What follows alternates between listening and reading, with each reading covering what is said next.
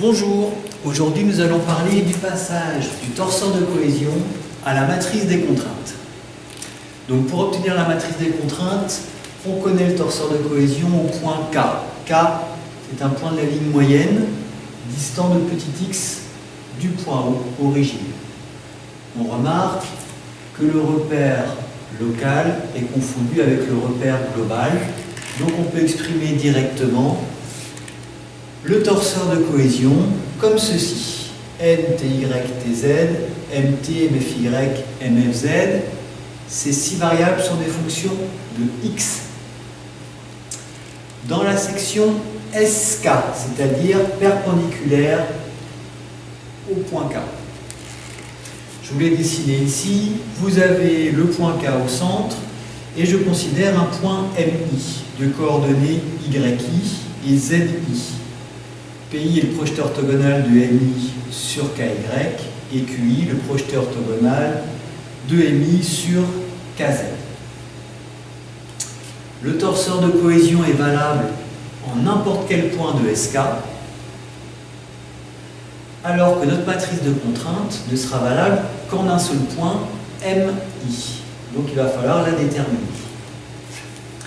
Pour ce faire, on va décomposer notre matrice de contrainte en 4. Une par sollicitation simple. L'attraction, contrainte uniforme, donc elle est valable pour n'importe quel point MI de SK. Vous la retrouvez ici, donc c'est la composante de CMX suivant X, et puis 0, 0. Ensuite, par symétrie, vous avez 0, 0, et vous complétez par les 4 zéros qui sont ici. Le cisaillement, pareil, contrainte uniforme, valable quel que soit MI appartenant à SK. Vous avez 2 composantes de cisaillement, vous avez TY et TZ. Donc ici, on va retrouver le cisaillement dû à TY. Donc c'est CMX suivant Y, avec les 4 zéros. Et puis la composante due à TZ, CMX porté par Z, le symétrique, et puis les 4 zéros. La contrainte de torsion, elle est orthoradiale. Donc je vous ai dessiné ici la section K, le point MI considéré, et puis le moment de torsion porté par X. Moment de torsion algébrique, donc je dessine positif. Le moment de torsion, il est calculé à partir de ce produit vectoriel. KMI vectoriel, CMI, X, ds. Donc, pour créer ce moment de torsion, si je considère le point MI, la contrainte de torsion, elle est forcément par ici, suivant l'orthoradial E alpha. Vous avez vu dans le cours que la contrainte de torsion a cette forme-là, mt sur ik fois la distance KMI, et ik, moment quadratique, moment polaire, pi d4 sur 32, d étant le diamètre de la section. J'ai donc ma contrainte de torsion, il suffit maintenant que je la projette dans x, y et z, et ça me donne ceci. Rien sur x, une composante sur y, c'est la projection sur y qui est négative, et une composante suivant z, la projection ici, suivant z.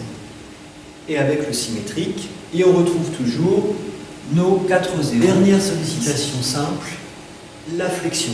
La flexion, c'est de la traction-compression, ce qui fait que la contrainte suivant x. Le moment fléchissant a 2 composantes, mfy suivant y, mfz suivant z. Et comme tout à l'heure, pour obtenir le moment fléchissant, il faut faire le produit vectoriel KMI avec CMI x sur la surface. 2 composantes, donc on va regarder l'action de chaque composante. Je commence par mfz.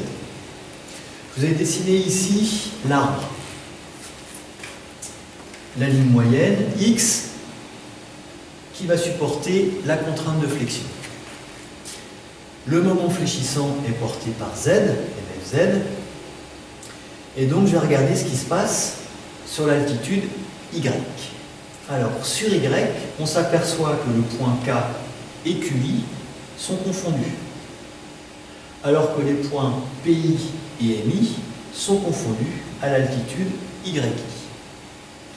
Pour créer ce moment fléchissant, il va falloir qu'en PI, la contrainte soit orientée comme ceci, c'est-à-dire suivant moins X pour les Y positifs et suivant plus X suivant pour les Y négatifs. Ce qui fait qu'ici, je vais travailler en compression, ici en traction, et au milieu, la contrainte est nulle. L'expression de la contrainte de flexion, vous l'avez dans le cours, moins. Donc pourquoi le moins? Parce que vous voyez qu'ici, pour un YI positif, vous allez dans le sens négatif des X, donc moins MFZ YI sur IKZ, moment quadratique de la section, pi d4 sur 64. Et ça nous donne donc la matrice des contraintes suivantes. Flexion, c'est de la traction-compression, donc je vais retrouver uniquement un terme suivant X, sigma FL Z, que vous avez ici, 0, 0, le symétrique, 0, 0, et puis les 4 zéros. On va s'intéresser maintenant à la deuxième composante, MFY.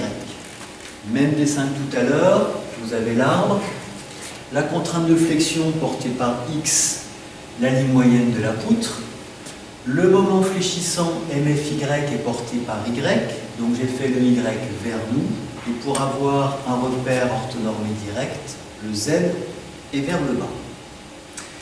J'ai donc, comme tout à l'heure, K et cette fois-ci PI qui sont confondus, et QI et MI qui sont à la même altitude, ZI. Vous avez cette fois-ci de la traction sur la partie basse, de la compression sur la partie haute. La contrainte de flexion, comme dans le cours, vous avez son expression ici. Vous avez un plus parce que pour les ZI positifs, MFY est positif. Et IKY égale IKZ parce qu'on a une poutre circulaire, donc on a une symétrie de révolution. Et vous avez la contrainte de flexion qui va se mettre dans la matrice à cet emplacement, comme tout à l'heure, 0, 0, 0, 0 et les 4 zéros. On retrouve une grande similitude entre les deux matrices de contrainte, avec juste la composante MFZ ici et la composante MFY là. La dernière étape, l'assemblage. On va sommer toutes nos matrices des contraintes pour avoir la matrice complète. Donc, elle est valable en un point de la section K. Vous avez ici les trois composantes traction, flexion, flexion. Le cisaillement de composantes, la torsion de composantes, le symétrique, et puis nos 4 zéros que l'on retrouvera toujours. Voilà, vous savez maintenant comment il faut faire pour passer du torseur de cohésion à la matrice des contraintes. Merci.